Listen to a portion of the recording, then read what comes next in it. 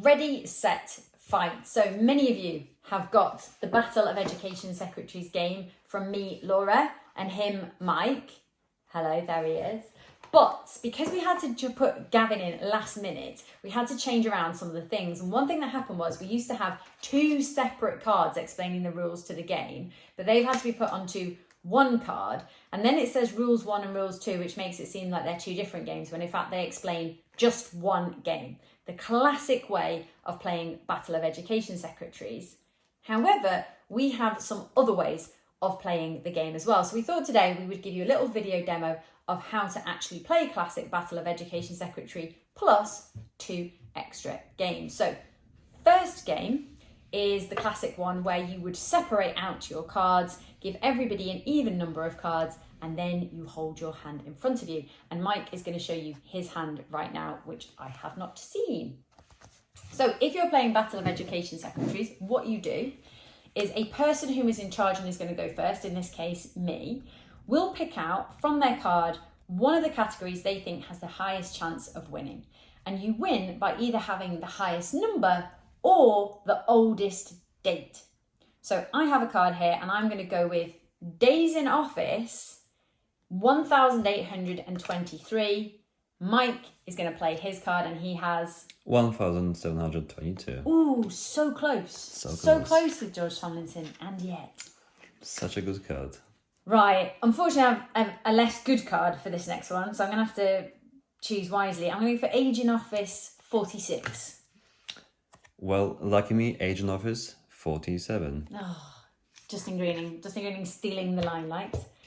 So Mike, if you show people what your top next card is, and then you can pick whichever category you think has the most chance of winning. So let's go for likability, which is 8. Likability 8. I see you. In which case we put that to one side and you have to pick from your next category another one. Well, and I have a good card. I have a very good card, so let me surprise you with effectiveness. 9. Oh, I had Ken Baker as well at 8. There you go. So you get to have all 4 of those cards and you carry on. Now this game will continue until one person is left holding the cards, and it can mean sometimes that you'll be down to your last 2, and of course the other person will know probably what you're holding because they'll have worked out by this point in time what it might be, and that makes it even trickier. So you keep going until someone has all of the cards. That's game 1. Now, games 2 and 3 do have to be played as a multiple player. So to help with this, we have got Duck, who is going to help us out. Can we see Duck okay? Yeah, we can. Okay, and Duck does have his own set of cards. So you take a set of hand, you have a hand, and I have a hand. So in this multiplayer game, it's much harder than the original battle because you do need to have some sense of what's on the cards. You will need 3 people, and it starts this way. The person in charge of the round will pick a category and tell you the name of the education secretary. So in this case, it's Edward Short, year appointed. All the other players have to try and work out what year they think Edward Short was appointed and look through their cards to try and find the one that they think is closest. So Duck has absolutely no idea when Edward Short was appointed, but he has quite an old-fashioned name. And there's another guy called Edward Boyle, so he's going to go for Edward Boyle and 1962. Mike, what about you? Well, I'm still training my memory, so I don't remember. I'll go for 1957. 1957. Ah, there you go. Quinton Hagen, 1957. The true answer is Edward Short was the education secretary in 1968. It means the Duck was the closest winner, so Duck wins this round and gets all of the cards. Knew it. We would then go around in a circle. Duck will choose next and would say, for example, Shirley Williams, likability. If you think Shirley Williams is well liked, you would pick a high card. If you don't think she's very well liked, you would pick a low card. Or you can play it safe and put something in the middle. And put something in the middle. You've gone for likability 6. I'm going for likability 9 of David Blunkett.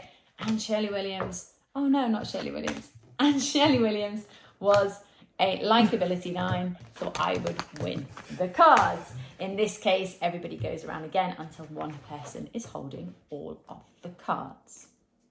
Right, game 3. This is the hardest game of all, and particularly hard for a duck to be able to play because you have to be able to speak.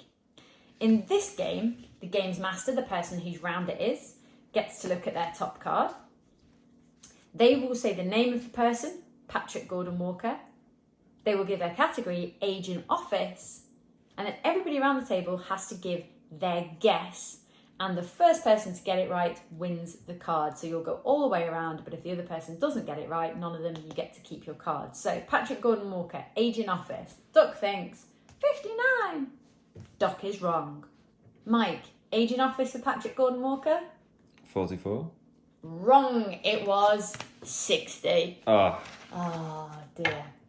So Duck would then pick his category, get us to try and guess. Mike would pick his category, get us to try and guess. This is by far the hardest one, and probably also the one that should have some kind of drinking game with it, where we like to say that if you get a dude with some glasses, then you have to drink if you play that card.